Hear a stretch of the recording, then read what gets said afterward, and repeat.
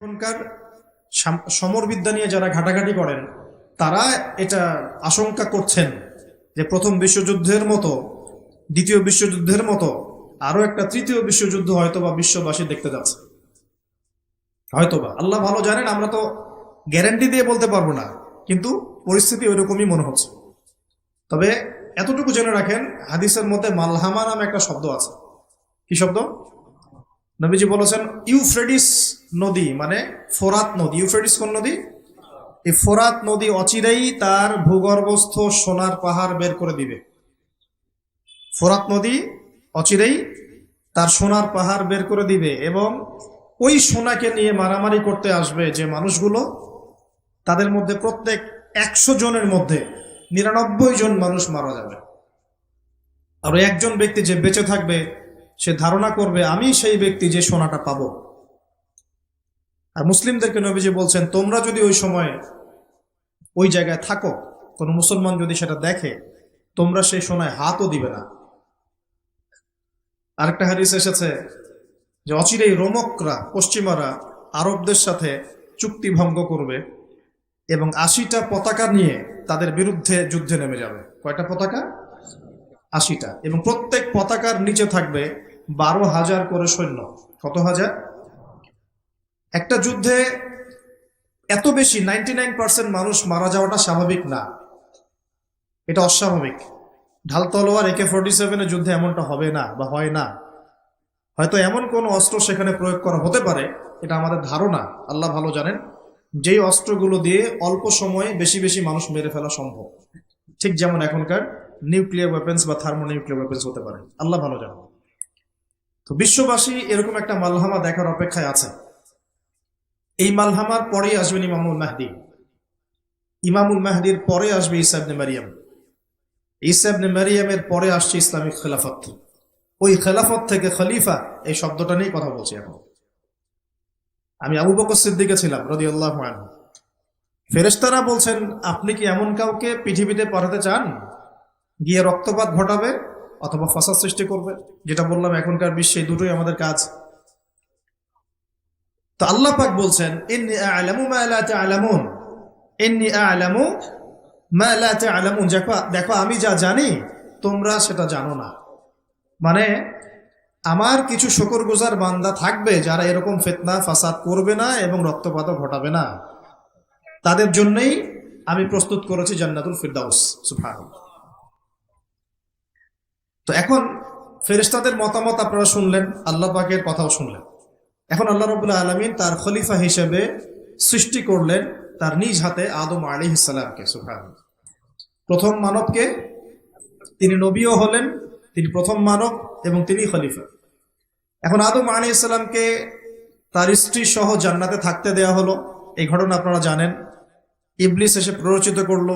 তার আগে ইবলিসকে বলা হয়েছিল সেজদা করো, সবাই সেজদা করলো, ইবলিস করলো না। মনে আছে? এটা তো আপনারা জানেন। ওইদিকে আমি আর ওই জন্য সময় নষ্ট করছি না। ইবলিস সেজদা না করে কাফের হয়ে গেল। আর আদম আলাইহিস সালাম এবং হাওয়া আলাইহিস সালামকে জান্নাতে থাকতে দেয়া হলো। বলা হলো যে এখানে থাকো, কিন্তু ওয়ালা তাকরাবা হাদিহিশ শাজারা, এই গাছের কাছেও যাবে না। ইবলিস ফুসলিয়ে ফাসলিয়ে তাদেরকে গাছের কাছে নিয়ে গেল। যেভাবে আমাদেরকে ফুসলিয়ে পাপের দিকে নিয়ে আসে, ঠিক এভাবেই। ঠিক আছে? এখন আমাদের পিতামাতা একটা ভুল করে ফেললেন। মানুষ মাত্রই কি হবে? আমাদের পিতামাতা ভুল করে ফেললেন। এটাই তো হাদিসের ব্যাখ্যা যে কুল্লু বনি আদম খাত্তা, প্রত্যেকটা বনু আদমেরই কি আছে? ভুল আছে।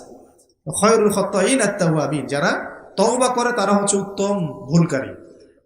তো আমাদের পিতা কিন্তু ভুলের উপর অটল থাকলেন না। ইবলিস যেমন তার মতে অটল থাকলো যে আমি সেজদা করি নাই, তো কি হয়েছে? খলাকতানি মিন নার ওয়া খলাকতাহু মিন তিন, আমাকে সৃষ্টি করেছেন আপনি আগুন দিয়ে, ওকে সৃষ্টি করেছেন মাটি দিয়ে। এটা ইবলিসের চরিত্র। যে ভুলের উপর অটল থাকে, সংশোধন করে না, সে ইবলিসের অনুসারী। কথা বুঝতে পারছেন? ইবলিস কি এখানে সঠিক ছিল? নাউজুবিল্লাহ, কখনোই না। আল্লাহ পাক তাকে আদেশ করেছেন, আদম কিসের তৈরি সেটা তো দেখার দরকার নাই। আল্লাহ পাক আদেশ করেছেন, বাস তোমাকে সেজদা করতে হবে। এখন আমরা যেমন আল্লাহ পাকের আদেশের সামনে অনেক সময় এরকম দলিল উপস্থাপন করি, এটা কেন করব, এটা কেন করব, তাই না? পর্দা কেন করব, নামাজ কেন করব, যাকাত কেন দেওয়া লাগবে, এগুলি ইবলিসের চরিত্র। আর ইবলিস চ্যালেঞ্জ করলো আল্লাহকে, আল্লাহ পাক তাকে বের করে দিলেন, ফাখরুজ মিনহা ফাইন্নাকা রাজিম, এখান থেকে বের হও, তুমি অভিশপ্ত। ওয়া ইন্না আলাইকা লা'নাতা ইলা ইয়াউমিদ্দিন, কিয়ামত পর্যন্ত তোমার উপর লানত, অভিশাপ। ও আবার চালাক, সে বলল যে আমাকে কিয়ামত পর্যন্ত অবকাশ দিন, আনযিরনি ইলা ইয়াউমি ইউবআসুন, আমাকে কিয়ামত পর্যন্ত অবকাশ দিন। আল্লাহ পাক বলেন ইন্নাকা মিনাল মুনদারিন, যাও তুমি অবকাশপ্রাপ্তদের অন্তর্ভুক্ত একজন, ছেড়ে দিলাম তোমাকে, কিয়ামত পর্যন্ত হায়াত দেওয়া হবে। এবার সে বলছে ফাবিমা আগওয়াইতানি, হে আল্লাহ, যে আদমের জন্য আপনি আমাকে বের করে দিলেন, আমি চ্যালেঞ্জ করছি। এবার ইবলিসের চ্যালেঞ্জটাও মাথায় লিখে রাখেন, মাথায় লিখে রাখেন। ইবলিস বলছে ফাবিমা আগওয়াইতানি লাআকউদান্না লাহুম সিরাতাকাল মুস্তাকিম, যার জন্য আপনি আমাকে এখান থেকে বের করে দিলেন, আমি তার সরল পথে ওত পেতে বসে থাকবো। কিভাবে বসে থাকবো? ওত পেতে। সুম্মা লাআতিয়ান্নাহুম মিন বাইনি আইদিহিম ওয়া মিন খালফিহিম ওয়া আন আইমানিহিম ওয়া আন শামাইলিহিম ওয়া লা তাজিদু আকসারাহুম শাকিরিন, আমি তাদের ডান দিক থেকে আসবো, বাম দিক থেকে আসবো, সামন থেকে আসবো, পিছন থেকে আসবো, আপনি বেশিরভাগ আদম সন্তানকে শুকরগুজার পাবেন না। কে বললো এটা? ইবলিসের এই কথা সত্য না মিথ্যা বলেন তো? এখন সত্য হয় নাই? কিভাবে সত্য সেটা আরেকটা হাদিস থেকে দেখেন দলিল। আমি আর গভীরে ডুবে যাচ্ছি। কিয়ামতের মাঠে আদম আলাইহিস সালাম, এই আদম আলাইহিস সালামই যখন উঠবেন, আদম আলাইহিস সালামকে আল্লাহ পাক ডেকে বলবেন তোমার সন্তানদের মধ্য থেকে জাহান্নামী জান্নাতি আলাদা করে দাও তো তুমি। তা আদম আলাইহিস সালাম বলবেন ইয়া আল্লাহ, কতজন জান্নাতি, কতজন জাহান্নামী? আল্লাহ পাক বলবেন প্রত্যেক 1000-এ 999 জনকে জাহান্নামের জন্য আলাদা করে দাও। বলেন নাউজুবিল্লাহ। এই হাদিসটা শোনার পরে সাহাবায়ে কেরাম রাদিয়াল্লাহু আনহুম খুব বিচলিত হয়ে পড়ল। তখন নবী সাল্লাল্লাহু আলাইহি ওয়াসাল্লাম আশ্বস্ত করলেন যে ওই যে 1% জান্নাতি দেখা যাচ্ছে, এগুলো উম্মতে মুহাম্মাদের মধ্যেই বেশি হবে ইনশাআল্লাহ। তবে কোন উম্মতে মুহাম্মাদি যে নামাজ পড়ে না, রোজা রাখে না, যাকাত দেয় না, শরীয়তের বিধিবিধানের কোনো পরোয়া করে না, কোরআনটা পর্যন্ত তেলাওয়াত করতে চাচ্ছে না, সেই উম্মতে মুহাম্মাদি কথা বলা হচ্ছে কি? নাকি যারা নিজেদের জান মাল সময় শ্রম সবকিছু ঢেলে দিয়ে দিনের জন্য নিজেকে নিবেদিত প্রাণ করে, কাদের কথা বলা হচ্ছে? এটা আপনারা নিজেরাই বোঝেন, এটা তো আমার বোঝানোর দরকার নেই। এখন বুঝেন তাহলে পার্সেন্টেজটা কত হবে। তো ইবলিসের কথা তাহলে সত্য হলো। ইবলিস কি বললো? ওয়ালা তাজিদু আকসারাহুম শাকিরিন, বেশিরভাগকে আপনি শুকরগুজার পাবেন না। আল্লাহ পাক নিজেও এই কথা বলেছেন সূরা সদের মধ্যেই, ওয়া কালিলুম মিন ইবাদিয়াশ শাকুর, আমার শুকরগুজার বান্দা খুব কম হবে। অন্য একটা জায়গাতেও আছে। তো এখন আল্লাহ রাব্বুল আলামিন আদম আলাইহিস সালাম আর হাওয়া আলাইহিস সালামকে জান্নাতে রাখলেন, তারা যে ফল খেয়ে ভুল করে ফেললেন, আল্লাহ পাক তখন তাদেরকে সাথে সাথেই বের করে দেন নাই, সাথে সাথে বের করে দেন নাই, বরং ফাতালাক্কা আদামু মির রাব্বিহি কালিমাত, আদম আলাইহিস সালাম আল্লাহর কাছ থেকে কিছু কালিমা বা বাক্য শিখে নিলেন। সুবহানাল্লাহ। ফাতাবা আলাইহি, ওই কালিমা ওই বাক্য দিয়ে আল্লাহ আদম আলাইহিস সালাম তওবা করলেন। ওই কালিমা ওই বাক্য দিয়ে আদম আলাইহিস সালাম কি করলেন? তওবা করলেন। আবার বলছি, ফাতালাক্কা আদামু মির রাব্বিহি কালিমাত, আদম আলাইহিস সালাম তার রবের কাছ থেকে কিছু কালিমা শিখে নিলেন। ফাতাবা আলাইহি, ওই কালিমা দিয়ে আল্লাহ রাব্বুল আলামিনের কাছে তিনি তওবা করলেন। ইন্নাহু হুয়াত তাওয়াবুর রহিম, এবং আল্লাহ পাক তওবা কবুল করে তাকে মাফ করে দিলেন। ওই বাক্যটা কি ছিল সেটা একটু শুনি। ওই বাক্যটা ছিল রব্বানা, আমার সাথে বলেন, রব্বানা যালামনা আনফুসানা ওয়া ইল্লাম তাগফির লানা ওয়া তারহামনা লানাকুনান্না মিনাল খাসিরিন। মানে অর্থ হচ্ছে, হে আমাদের রব, রব্বানা যালামনা আনফুসানা, আমরা নিজেদের নফসের উপর জুলুম করেছি, ওয়া ইল্লাম তাগফির লানা, আপনি যদি আমাদেরকে মাফ না করেন, ওয়া তারহামনা, আমাদের উপর রহম না করেন, লানাকুনান্না মিনাল খাসিরিন, আমরা অবশ্যই ক্ষতিগ্রস্তদের অন্তর্ভুক্ত হয়ে যাব। এই কালিমা শিখলেন কে? আদম আলাইহিস সালাম তার রবের কাছ থেকে। এই কালিমা, এই দোয়া দিয়ে তিনি তওবা করলেন, আল্লাহ রাব্বুল আলামিন তাকে মাফ করে দিলেন। তবে তিনি বলে দিলেন আর জান্নাতে থাকা হচ্ছে না। কুল নাহবিতু মিনহা জামিআ, আল্লাহ বলছেন তোমরা এখন সবাই পৃথিবীতে নেমে যাও। ফাইম্মা ইয়াতিয়ান্নাকুম মিন্নি হুদান, নেমে যাও পৃথিবীতে, কিন্তু জেনে রেখো পৃথিবীতে আমার পক্ষ থেকে তোমাদের কাছে হেদায়েত যাবে। কি যাবে? হেদায়েত মানে আসমানি কিতাব, নবী রাসূল, আসমানি কিতাব, নবী রাসূল, এগুলো আসবে তোমাদের কাছে। ফামান কুল নাহবিতু মিনহা জামিআ ফাইম্মা ইয়াতিয়ান্নাকুম মিন্নি হুদান ফামান তাবিআ হুদায়া, যে আমার এই হেদায়েতের অনুসরণ করবে ফালা খাউফুন আলাইহিম ওয়ালা হুম ইয়াহজানুন, তাদের কোনো ভয় নাই, কোনো দুশ্চিন্তা নাই। যেই জান্নাত থেকে গিয়েছো ওই জান্নাতে ফিরে আসবে ইনশাআল্লাহ। এটা একটা কথা। আর ওয়াল্লাযীনা কাফারু ওয়া কাযযাবু বিআয়াতিনা, কিন্তু যারাই আমার ওই হেদায়েতকে মিথ্যা প্রতিপন্ন করবে, অস্বীকার করবে, কুফরি করবে, ঠিক আছে, উলাইকা আসহাবুন নার, এরা হবে জাহান্নামের অধিবাসী, হুম ফিহা খালিদুন, এখানে তারা চিরস্থায়ী হবে। আল্লাহ পাকের বক্তব্য একদম সহজ সরল পরিষ্কার না? দুনিয়াতে যাচ্ছ যাও, এটা চিরস্থায়ী নয়। এই সময়টুকুর মধ্যেই আমার পক্ষ থেকে কি আসবে বলেন? হেদায়েত আসবে, মানে যুগে যুগে নবী রাসূল আসবেন, আসমানি কিতাব আসবে। ফামান তাবিআ হুদায়া, তোমাদের মধ্যে যারা এই নবী রাসূলদেরকে মানবে, আসমানি কিতাব সমূহকে মানবে, তাদের কোনো টেনশন নাই, কোনো ভয় নাই, আবার জান্নাতে ফিরে আসবে ইনশাআল্লাহ। আর যারা নবী রাসূলকে মানবে না, আসমানি কিতাবের পরোয়া করবে না, নিজের প্রবৃত্তির দাসত্ব করবে, উলাইকা আসহাবুন নার, তারা জাহান্নামে যাবে, সেখানে চিরস্থায়ী হবে। হিসাব কি সহজ না কঠিন? একদম সহজ কথা আল্লাহ পাকের। এবার এই যে সিলসিলা শুরু হলো পৃথিবীতে, এখন আদম আলাইহিস সালামকে আল্লাহ পাক কি বলেছেন, কি শব্দটা বলেছিলেন? খলিফা। এবার আদম আলাইহিস সালাম পৃথিবীতে এসে কি আবারও নতুন করে কোনো ভুল করেছিলেন? বলেন তো দেখি। উত্তর না, করেন নাই। মানে কান্নাকাটি করতে করতেই বছরের পর বছর চলে গেছে, শুধু কাঁদতে কাঁদতেই বছরের পর বছর চলে গেছে। পরবর্তী ভুল যেটা আমরা দেখি সেটা হলো হাবিল আর কাবিলের ভুল। এই হাবিলকে হত্যা করেছে, তাই না? হিংসার বশবর্তী হয়ে।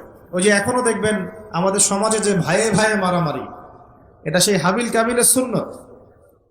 এখানে আমরা কাবিল হব না, হলে হাবিল হব। প্রয়োজনে হাবিল হয়ে থাকবো, তাও কাবিল হতে চায় না।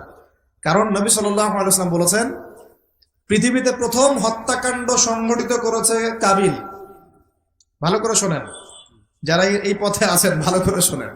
পৃথিবীতে প্রথম হত্যাকাণ্ড সংঘটিত করেছে কাবিল। এ কারণেই কিয়ামত পর্যন্ত যত মানুষ খুন হবে, খুন, এই সমস্ত খুনের পাপের একটা অংশ কাবিলের আমলনামায় গিয়ে যুক্ত হবে। মনে করায় দেই, কাবিল একজন নবীর সন্তান। কার সন্তান? নবীর সন্তান। লূত আলাইহিস সালামের স্ত্রী একজন নবীর স্ত্রী। নূহ আলাইহিস সালামের স্ত্রী একজন নবীর স্ত্রী। আবু লাহাব সর্বকালের সর্বশ্রেষ্ঠ মানব মুহাম্মদ সাল্লাল্লাহু আলাইহি ওয়াসাল্লামের চাচা। আবার ফিরআউনের ওই স্ত্রী, তার নাম, দাসীর নাম কি? আসিয়া। তাহলে আমাদের বংশ, আমাদের রং, আমাদের জাতীয়তা, আমাদের অর্থ সম্পদ, আমাদের টাকা পয়সা, আমাদের স্ট্যাটাস, আমাদের ভাষা, আমাদের এই গোত্রীয় বিভাজন, এগুলো আমাদেরকে আল্লাহ পাকের আযাব থেকে বাঁচাতে পারবে না, যদি না আমরা আল্লাহ পাকের হুকুম আহকাম মেনে চলি। একজন নবীর ছেলে কোথায় যাচ্ছে? একজন নবীর স্ত্রী কোথায় যাচ্ছে? লূত আলাইহিস সালামের স্ত্রী কোথায় যাচ্ছে? আবু জেহেল কি আল্লাহ নবী সাল্লাল্লাহু আলাইহি ওয়াসাল্লামের চাচা ছিল না? আবু লাহাব কি চাচা ছিল না? তাহলে কিসের অহংকার? কিসের অহংকার? কিসের ফুটানি? কিসের গর্ব? শুধু তাকওয়াই পারবে আমাদেরকে সেভ করতে, আর কিচ্ছু না। অনেক গভীর হয়ে যাবে, বের হয়ে আসেন। আদম আলাইহিস সালাম তার জীবদ্দশায় আল্লাহ পাকের জমিনে যতদিন থেকেছেন, তিনি কি আল্লাহর বিধান মেনেছেন না শয়তানের বিধান মেনেছেন? তার উপরে আল্লাহ পাক কিছু নাজিল করেন নাই? সহিফা নাজিল করেছেন, অবশ্যই করেছেন না? এমনকি কিভাবে কাপড় পরিধান করতে হবে, কিভাবে চাষবাস করতে হবে, কিভাবে এই পৃথিবীতে বেঁচে থাকতে হবে, এগুলো আল্লাহ রাব্বুল আলামিন জিবরাইল আলাইহিস সালামের মারফতে শিখিয়েছেন। মানুষ কাপড় পরা জানতো না, কে শিখিয়েছেন? আল্লাহ পাক। আল্লাহ পাক পোশাক নাজিল করেছেন। শুরুতে মানুষ গাছের ছালপাতা পরে থাকতো না, এগুলো মিথ্যা কথা। আল্লাহ রাব্বুল আলামিন আসমান থেকে পোশাক নাজিল করেছেন প্রথম। জিবরাইল আলাইহিস সালাম শিখিয়েছেন কিভাবে সুতা বুনতে হয়, কিভাবে জমি চাষ করতে হয়, কোন কোন গাছ উপকারী, কোন কোন গাছ উপকারী নয়, কোনটা আমরা খেতে পারবো, কোনটা খেতে পারবো না, কোন প্রাণী আমাদের জন্য খাওয়া ভালো হবে, কোনটা খাওয়া ঠিক হবে না, আল্লাহ পাক ওহীর মাধ্যমে জানিয়েছেন। এগুলো আমরা জানতাম না, এগুলো আমরা জানতাম। এমনকি কোন গাছে ঔষধি গুণাগুণ আছে, এটা আদম আলাইহিস সালামকে কে জানিয়েছে? আল্লাহ পাক তার ওহীর মাধ্যমে জানিয়েছেন। এই যে আমরা এখন সভ্যতা নিয়ে এত কথা বলি, সত্যি কথা হচ্ছে সভ্যতা শুরু হয়েছে নবীদের হাতে। আর সভ্যতা প্রসারিত হয়েছে নবীদের হাতে, আর সভ্যতা শেষও হবে একজন নবীর হাতে। সেই নবীর নাম কি? ঈসা আলাইহিস সালাম। Very good.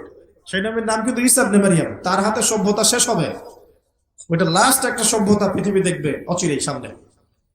এখন আসেন, আদম আলাইহিস সালাম ছিলেন আল্লাহ পাকের খলিফা, এবং তিনি পৃথিবীতে তার আল্লাহ পাকের বিধান দিয়ে নিজে চলেছেন, পরিবারকে চালিয়েছেন, ওই সময় সমাজকে চালিয়েছেন, এবং ওই সময় পৃথিবীটাকে তিনি আল্লাহ পাকের বিধান দিয়ে পরিচালিত করেছেন, অন্য কারো বিধান দিয়ে নয়, মন গড়া বিধান দিয়ে তো মোটেই নয়, এবং নিজের রচনাকৃত বিধান দিয়ে তো মোটেই নয়, নিজের প্রবৃত্তিগত অনুসরণ দিয়ে মোটেই নয়, বরং আল্লাহ পাকের পক্ষ থেকে যা এসেছে সেইটা তিনি ফলো করেছেন। এই অনুসরণটাকে নূহ আলাইহিস সালাম করেন নাই, ইব্রাহিম আলাইহিস সালাম করেন নাই, মুসা আলাইহিস সালাম করেন নাই, ঈসা আলাইহিস সালাম করেন নাই, দাউদ আলাইহিস সালাম করেন নাই, সুলাইমান করেন নাই আলাইহিস সালাম। আমাদের নবী মুহাম্মদ সাল্লাল্লাহু আলাইহি ওয়াসাল্লাম তিনি কি করেন নাই? আমার কথা কি বুঝতে পারছেন? তাহলে তারা কি অনুসরণ করেছেন পৃথিবীতে? আল্লাহ পাকের ওহীর বিধান। কিসের বিধান? ওহীর বিধান। এখন আসেন, আরেকজন নবীকে আল্লাহ পাক বলেছেন খলিফা, তার নাম কি বলেছিলাম শুরুতে? দাউদ। কোন সূরায় আছে এটা? সদের মধ্যে। এইখানে আল্লাহ পাক আরো স্পষ্ট করে বলেছেন একজন খলিফার দায়িত্ব কি। খুব মনোযোগের সাথে শুনবেন। উপযুক্ত পরিবেশ মনে হচ্ছে বলে আলোচনাগুলো করছি, আপনারা খুব সুন্দরভাবে বসে আছেন, আমি কথা বলতে খুব কমফোর্ট ফিল করছি। আল্লাহ পাক বলছেন যে ইয়া দাউদ, হে দাউদ, ইন্না জাআলনাকা খলিফাতান ফিল আরদ, আমি আল্লাহ তোমাকে পৃথিবীতে আমার খলিফা করেছি। সুবহানাল্লাহ। হে দাউদ, আমি তোমাকে পৃথিবীতে আমার খলিফা করেছি। আল্লাহ পাক তাকে বলছেন ইয়া দাউদ, একটু মনোযোগের সাথে শুনেন, হে দাউদ, ইন্না জাআলনাকা খলিফাতান ফিল আরদ, আমি আল্লাহ তোমাকে এই জমিনে খলিফা করেছি। সুবহানাল্লাহ। তোমার দায়িত্ব কি হে দাউদ? তোমার কাজটা কি? ফাহকুম বাইনান নাসি বিল হক, সূরা সাদ পড়ে দেখো। তোমার কাজ হচ্ছে মানুষের মাঝে, অনুসারী জনগণের মাঝে তুমি ন্যায় বিচার প্রতিষ্ঠা করবা। কি করবা? তার মানে একজন, যে কেউ, একজন মেম্বার হোক, একজন চেয়ারম্যান হোক, একজন এমপি হোক, একজন মন্ত্রী হোক, একজন পিএম হোক, যাকে আল্লাহ পাক যেখানে দায়িত্ব দিবেন, খলিফা হিসেবে তার কাজ কি বলেন তো? ফাহকুম বাইনান নাসি বিল হক, সত্য ন্যায়ের মানদণ্ডে মানুষের মাঝখানে বিচার ফয়সালা করুন, বাস, এটা আপনার কাজ। নেতৃত্ব দিলে দোষের কিছু নাই, নেতৃত্ব পেলেও দোষের কিছু নাই, কিন্তু ফাংশনটা কি? একজন খলিফার কাজটা কি? আবু বকর সিদ্দিক কেমন খলিফা ছিলেন? ওমর কেমন ছিলেন? ওসমান কেমন ছিলেন? আলী কেমন ছিলেন রাদিয়াল্লাহু আনহুম আজমাইন? তার এই আয়াতের উপর আমল করতেন, ফাহকুম বাইনান নাসি বিল হক, মানুষের মাঝখানে ন্যায় বিচার করো। ন্যায় বিচার কথা বলা হয়েছে, ন্যায় বিচার। এখন ন্যায় বিচার কতটুকু কি হচ্ছে না হচ্ছে এটা আপনারা আমার চেয়ে ভালো জানেন, আমি এসব নিয়ে কথা বলতে চাই না, কিন্তু আমাদের কাজ এতটুকুই, যাকে আল্লাহ পাক যেখানে দায়িত্ব দিবেন ন্যায় বিচার। আরো আল্লাহ বলছেন, আয়াতটা শেষ হয়নি, আরো সামনে একটু আছে। আল্লাহ পাক বলছেন ওয়ালা তাত্তাবিউল হাওয়া, ন্যায় বিচার করো এবং নিজের হাওয়া প্রবৃত্তির অনুসরণ করো না, নিজের মন গড়া বিধানের অনুসরণ করো না, নিজের প্রবৃত্তির দাসত্ব করো না। যদি করো তাহলে কি হবে? ইউদিল্লাকা আন সাবিলিল্লাহ, তাহলে আল্লাহ পাকের এই সরল পথ থেকে ওই প্রবৃত্তির অনুসরণ তোমাকে বিচ্যুত করে দিবে। কার কথা এগুলো? আল্লাহর কথা। ইন্নাল্লাযীনা ইউদিল্লুনা আন সাবিলিল্লাহ, পরের আয়াত, নিশ্চয়ই যারা আল্লাহ পাকের সরল পথ থেকে বিচ্যুত হয়ে গেছে, লাহুম আযাবুন শাদীদ, তাদের জন্য কঠিন শাস্তি আছে। আযাবুন শাদীদ মানে কঠিন শাস্তি আছে। বিমা নাসু ইয়াউমাল হিসাব, এই কারণে যে তারা হিসাবের দিনটা ভুলে গিয়েছে। এই দুইটা আয়াত শোনাই দিলাম আপনাকে। আল্লাহ পাক যাকে যেখানে দায়িত্ব দিবেন সবসময় এই দুইটা আয়াত মাথায় রাখবেন, যে আল্লাহ পাক আপনাকে দাউদ আলাইহিস সালামের মতো কাজ দিয়েছেন, আল্লাহ পাক আপনাকে আদম আলাইহিস সালামের মতো কাজ দিয়েছেন। যাকেই দেখ, X Y Z whoever he is, এটা আমাদের দেখার বিষয় না। আমরা ধর্মতাত্ত্বিক দৃষ্টিকোণ থেকে শুধু মূলনীতিগুলো বলবো। তাহলে এখানে খলিফার কাজ কি বুঝতে পারলাম? মানুষের মাঝে ন্যায় বিচার প্রতিষ্ঠা করা, প্রবৃত্তির দাসত্ব না করা। যদি করি তাহলে কঠিন শাস্তি অপেক্ষা করছে।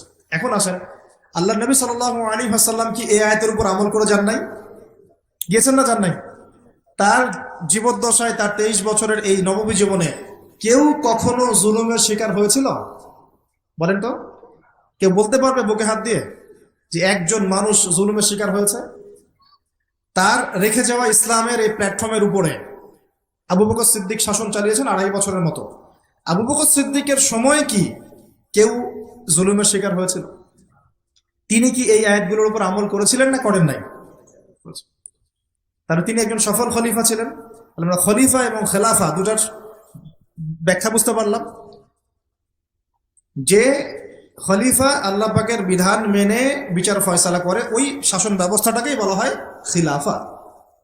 এটা নতুন কোনো মৌলবাদী শব্দ নয়। আমরা ভুল বুঝি, আমাদেরকে ভুল বোঝানো হয়।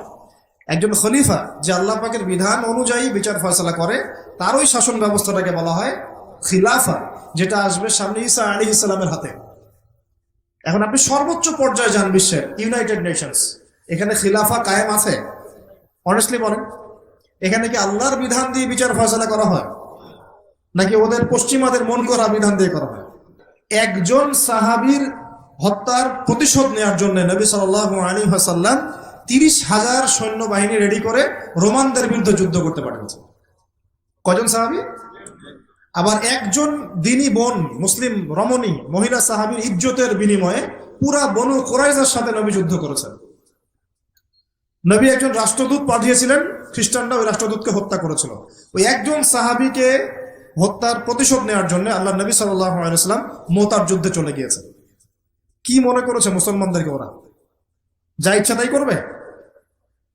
যখনই মুসলিমরা ইসলামের পক্ষে কথা বলার চেষ্টা করে অথবা শক্ত অবস্থান দেখানোর চেষ্টা করে, ওরা কয়েকটা অস্ত্র প্রয়োগ করে, স্যাংশন দিয়ে দিব, তারপরে কি করব, এরকম 70 থেকে 72টা অস্ত্র থাকে, একটা একটা করে প্রয়োগ করে। স্যাংশন একটা অস্ত্র, ভিসা একটা অস্ত্র, টাকার মান ইনফ্লেশন হবে এটা একটা অস্ত্র, ঋণ দেওয়া বন্ধ করে দেবে একটা অস্ত্র, IMF এর লোন দিব না একটা অস্ত্র। এরকম অস্ত্র শেষ নাই। এগুলো আপনারা সবাই বুঝবেন না, পলিটিশিয়ানরা বুঝবেন। এটা হলো খেলাফা এবং খলিফার ফাংশন। এখন আবু বকর সিদ্দিক কি এটা আমল করে দেখেন নাই? উমর ইবনে খাত্তাব, তার 10 বছরের শাসন, কত বছর? এই 10 বছরে আপনি একজন মানুষ দেখান যে অনাহারে মারা গেছে বা দারিদ্র সীমার নিচে ছিল, বা ওই 10 বছরে একজন মুসলিম বোনের ইজ্জত হানি করা হয়েছে, একটা বাচ্চাকে হত্যা করতে পেরেছে, বা একজন মুসলিম ভাইকে অন্যায়ভাবে হত্যা করেছে, বা শুধু মুসলমানদের উপরে গরম গরম কথা পর্যন্ত বলেছে, একটা দলিল খালি দেখানো আমাকে 10 বছর আপনি দেখাতে পারবেন না। বরং মানুষ চাকরি ছেড়ে দিচ্ছে এসে, ইয়া আমিরুল মুমিনিন, আমার কোর্টে তো মামলাই আসে না, আমাকে অযথা বেতন দেন কেন? এই যে বর্তমান রাষ্ট্র ব্যবস্থার কাঠামো, এটা ওমর রাদিয়াল্লাহু আনহু দিয়েছেন। তার জীবনী পড়ে দেখেন, ইতিহাসগুলো পড়ে দেখেন। এখন এই 10 বছর যদি এভাবে চালানো যায়, তাহলে আমরা কেন এখন দুর্বল হচ্ছি? আরো সামনে যান, ওই 10 বছরে ওমর রাদিয়াল্লাহু আনহু এই বাইতুল মুকাদ্দাসও জয় করেছিলেন, মনে আছে? উটের পিঠে তিনি একবার চলেছেন, তারপর ভিত্তকে উঠিয়েছেন, ওটা নিয়ে কাজী নজরুল ইসলাম কবিতা লিখেছিলেন। এগুলো তো এখন নাই। কবিতাটা, এটা তো আমিরুল মুমিনিন কবিতা ছিল না একটা আগে, ওটা তো এখন আপনারা পড়তে পারেন না। কেন পড়তে পারেন না এটা আপনারা বুঝবেন।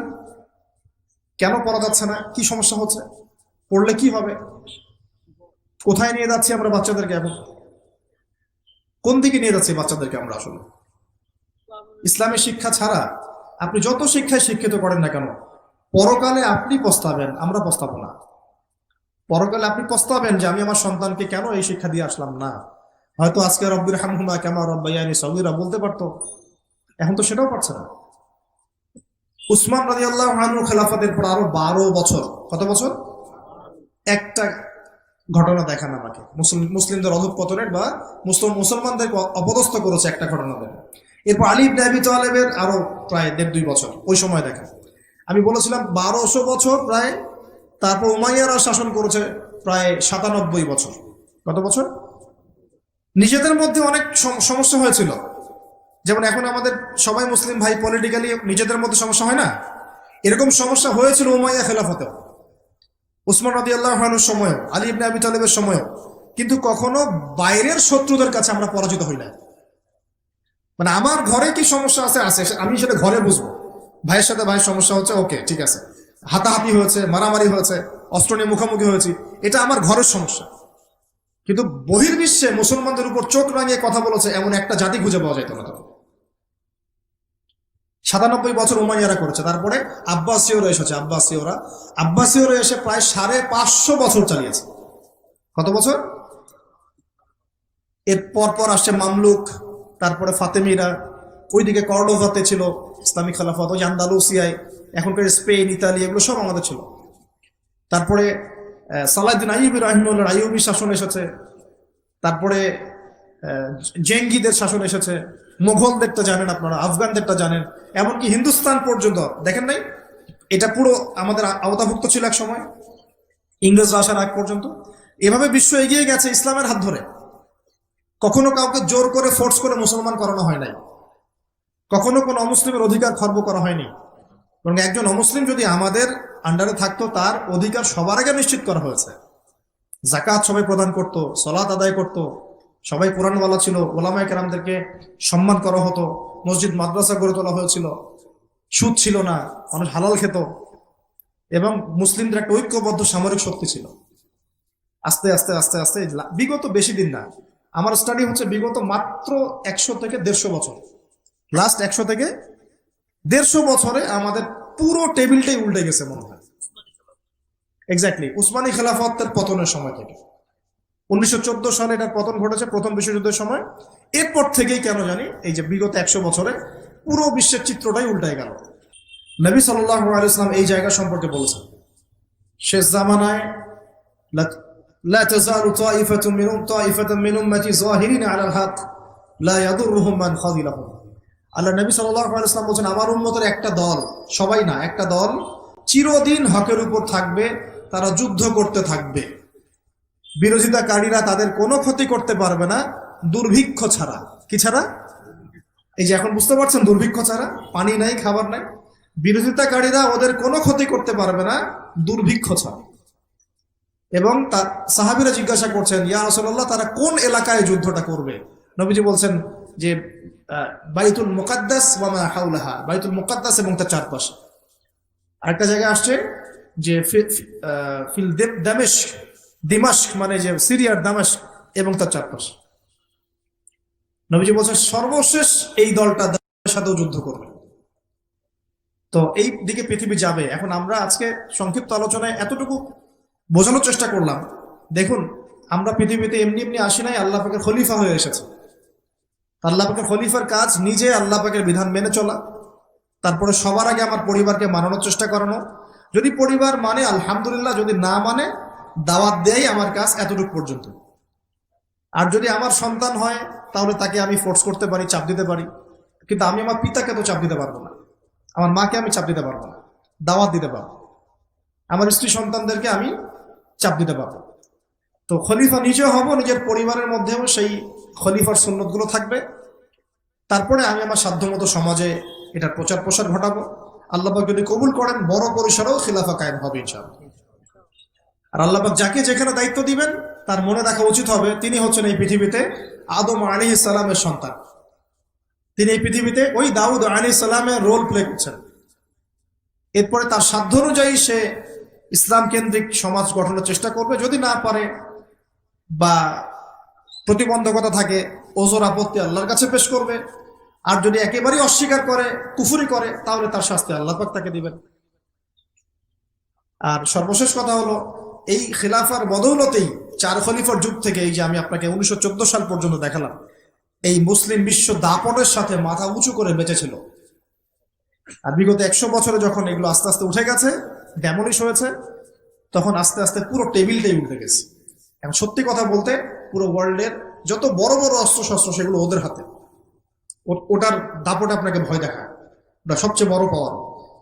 তারপরে প্রযুক্তিগুলো ওর হাতে, মিডিয়াগুলো ওর হাতে, ওদের হাতে, অর্থনৈতিক সিস্টেম, সুদভিত্তিক ব্যাংকিং সিস্টেম ওদের হাতে। যতগুলোর নাম বলে না, federal reserve, IMF, world bank, সব ওদের। তো এখন এই অবস্থাতে বিশ্বটা চলছে, এটা কি চিরস্থায়ী হবে? উত্তর হচ্ছে না, এটা চিরস্থায়ী হবে না। আজকে হোক আর কালকে হোক আর 100 বছর পরেই হোক, এটা চিরস্থায়ী হচ্ছে না ইনশাআল্লাহ।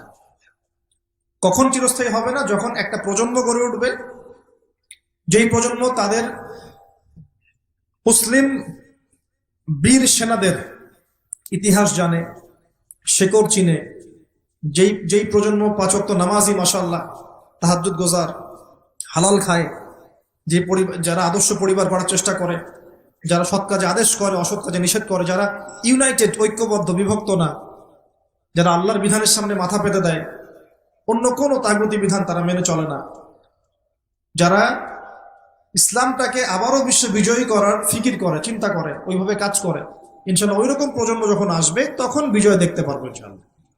তবে আমার মনে হয় না যে এখন সেই প্রজন্ম আছে বা চলছে, আমার মনে হয় না।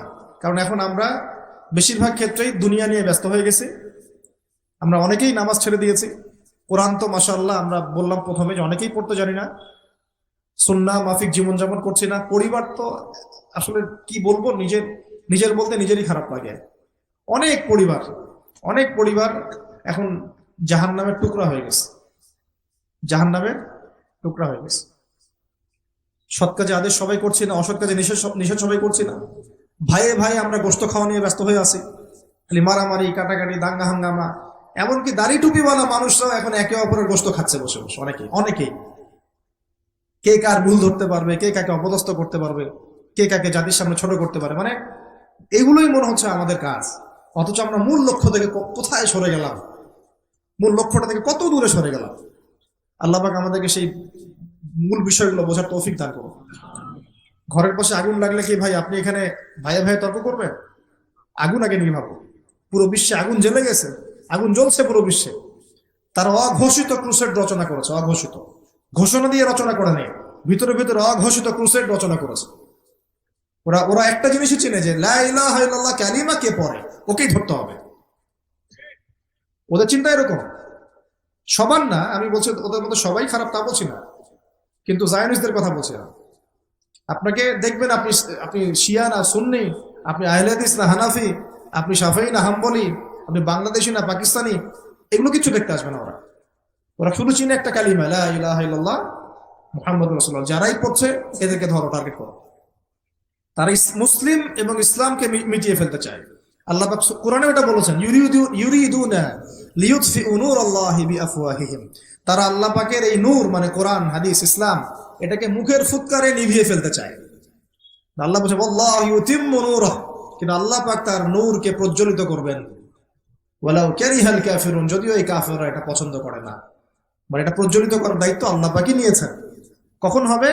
2-3টা আয়াত বলে শেষ করে দেই খালি। আল্লাহ পাক বলেছেন ইন তানসুরুল্লাহ ইয়ানসুরুকুম, তোমরা যদি আল্লাহকে সাহায্য করো, মানে তোমরা যদি আল্লাহর দ্বীনকে সাহায্য করো, তাহলেই আল্লাহ তোমাদেরকে সাহায্য করবে। এমনি এমনি সাহায্য নামবে না। এই যুগটা আবরাহার যুগ না, যে আবরাহা হস্তি বাহিনী নিয়ে হেঁটে যাবে আর আসমান থেকে পাখি আসবে ঝাঁকে ঝাঁকে, আবাবিল তৈরন আবাবিল নেমে আসবে। এটা সেই যুগ না। এখানে আপনাকে আপনার রিজিকের ফয়সালা যেমন নিজেকে করতে হয়, কাজ করতে হয় না, আকাশ থেকে মান্না সালওয়া পড়ে, রিজিক আল্লাহ দেন, কাজ আমাকে করতে হয়। ঠিক একইভাবে দ্বীন প্রতিষ্ঠার ক্ষেত্রে ওইভাবেই কাজ না করলে আল্লাহ রাব্বুল আলামিন আসমান থেকে বিজয় দিবেন না। ইন তানসুরুল্লাহ ইয়ানসুরকুম, তোমরা যদি আল্লাহকে সাহায্য করো তবেই আল্লাহ তোমাদেরকে সাহায্য করবেন। ওয়া ইউসাব্বিত আকদামাকুম, তোমাদের পা আল্লাহ পাক সুদৃঢ় করে দিবেন ইনশাআল্লাহ। সুবহানাল্লাহ। আরো বলেছেন আল্লাহ পাক, ইন্নাল্লাহা লা ইউগাইয়িরু মা বিকওমিন, আল্লাহ পাক কোনো কওমের অবস্থা ততক্ষণ পরিবর্তন করেন না। শুনে নেন, আল্লাহ পাক কোনো কওমের অবস্থা ততক্ষণ পরিবর্তন করে না, হাত্তা ইউগাইয়িরু মা বিআনফুসিহিম, যতক্ষণ না তারা নিজেরা নিজেদের অবস্থা পরিবর্তনের চেষ্টা করে।